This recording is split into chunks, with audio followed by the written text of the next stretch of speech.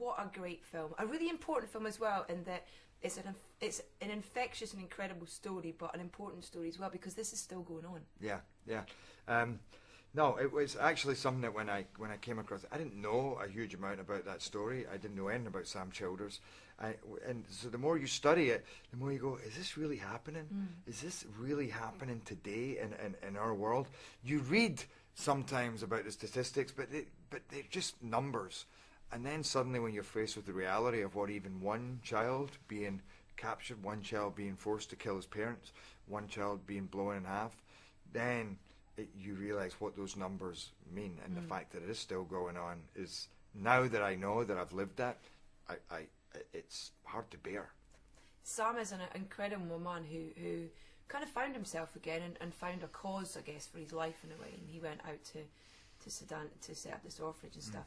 Is it harder for you when he's still around? Obviously, is it harder for you that he's still around and you're playing him, because you want to bring something to the table yourself, obviously, to the part. So is it harder or easier? No, I know, that's a good question, because it's both. I mean, it's great that the guy is there, that I can look at him and I can watch his swagger, I can watch his toothpick, I can see the twinkle in his eye, I can see the tears that come to his eyes when he talks about not just the kids, but about his own life, you know, as when he brought other people into his world of drugs.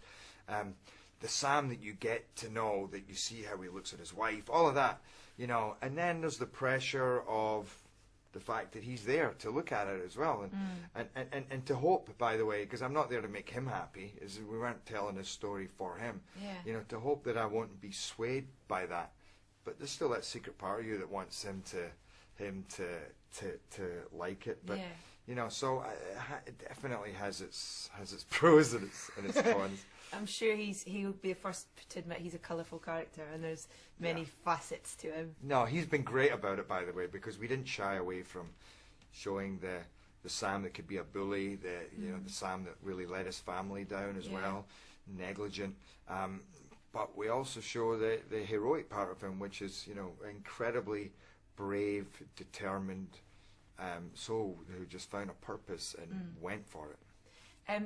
As an actor, you must learn some kind of weird and wonderful skills as part of the jobs, and you know, you're kind of gun-toting in this kind of, you know, just protecting these kids sort of thing. What are one of the weirdest skills you think you've learned as an actor? Oh my God, what have I done? I mean, there's the usual. There's the sword fighting, horse riding.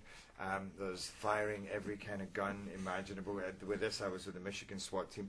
I was taught a bit of, you know, I literally was learning plumbing in this movie, and then bricklaying. So they were showing me how to put the cement on the bricks and how to do that. Because I actually got involved with building the orphanage. I'm like, how do I do this? I want to be part of building, because you obviously see me building the orphanage. So in this, there was, you know, they were showing me how to look really good at hammering in nails, how to look good with the bricks. That was just in this movie alone. DIY skills tick. Done. Yeah. You know what's funny is I went out on with a bunch of buddies on Harleys, and I went out with the Harley gang, you know, like a biker gang. Yeah. And I didn't have my license yet in the States. I've been riding a bike for a long time, even rode up into the Himalayas. Oh, wow. But I didn't have my license, and I got chased by the paparazzi. And I'm like, you guys don't understand why I don't want to be filmed right now or shot, because I'm illegally on my motorbike. I have since got my license, but I hope this interview doesn't go to America, because I'll probably go straight back into jail. Oh, amazing. I'm really excited to see Coriolanus as well. I said it right? Coriolanus. Coriolanus, yeah. It's one of those words that you can just get out. The same as in America. I've been watching some footage of you being interviewed of Americans trying to say your name, which is absolute comedy. You're like, Gerard. Jerry. Yeah, Jerry. I know, it's like a Gerard.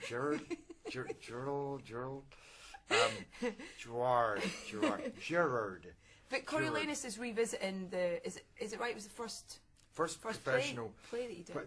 First first professional job I had as an actor was Stephen Berkoff, when he played Coriolanus and directed it, and I kind of blagged my way into an audition, and I was at the end of the day. The last actors went in, and he went, "Oh, come in," and I went in, and he was auditioning 3 at a time, and I got the role. I mean, it was just part of the ensemble, so it was beautiful for it to come full circle, and then for me to suddenly being asked to play opposite Ralph Fiennes, Tullus Ophidius, head-to-head Shakespeare, because originally with Berkoff, I think I had maybe 6 lines in the whole play.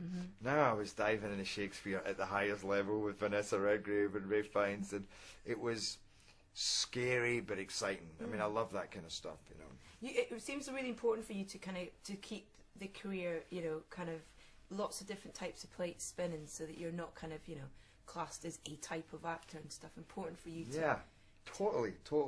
I love, when people come in and they're like, wow, I didn't think you could do this. It's half an insult. There's part of me going, really?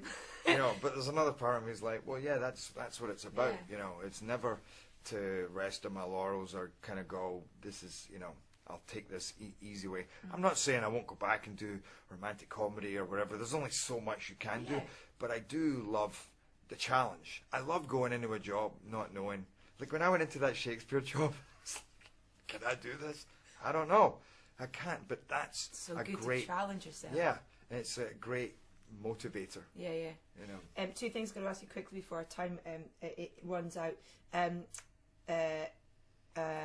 Vernon Kay is a massive fan of yours, and he will absolutely kill me if I don't ask you to say Spartan once for him, because he comes in to see me every Saturday and he opens the door, he comes in, he's Spartan every time and stuff, and if he knows that I've met you and I haven't asked you, then my life will not be worth living. How is Vernon, by the way? Vernon's very well. Oh, good, that's He's so been playing fun. American football, he's beefed up. Is that right? He was actually, could probably take some advice from me in terms of the muscles, because I'm tiny now. 8 months.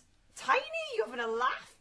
So everybody's telling me how skinny I am. I'm doing a surf movie, so I Are you? Yeah.